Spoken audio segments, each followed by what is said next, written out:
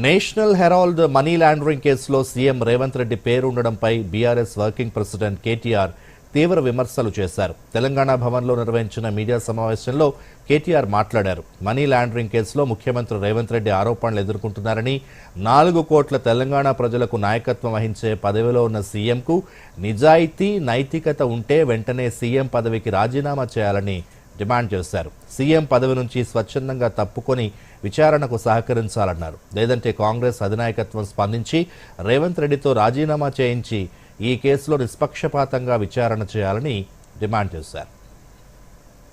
Enforcement directorate వారు ఈ young India national Herald కేసులో తెలంగాణ ముఖ్యమంత్రి రేవంత్ రెడ్డి గారి పేరు కూడా ఛార్జ్ షీట్లో చేర్చడం ఏదైతే ఉందో, ఇది నిజంగా కూడా ఒక రకంగా చెప్పాలి అంటే తెలంగాణ రాష్ట్రానికే అవమానకరం. ఇవాళ మేము తెలంగాణ ప్రజల తరపున ప్రధాన ప్రతిపక్షంగా, అదేవిధంగా భారత రాష్ట్ర సమితిగా అడుగుతా ఉన్నాం. ఖచ్చితంగా రేవంత్ రెడ్డి అయితే తప్పుకోవాలి. కాంగ్రెస్ పెద్దలకు నైతిక విలువలుంటే వెంటనే ఆయనను తొలగించాలి. యడ్యూరప్ప గారు రాజీనామా చేశారు. అప్పుడు యడ్యూరప్ప ఆనాడు ఆరోపణలు వస్తే హౌసింగ్ స్కామ్లో he quit, he stepped aside so that fair investigation could go on. అట్లాగే చాలా మంది కేంద్ర మంత్రులు కూడా రాజీనామాలు చేశారు గతంలో.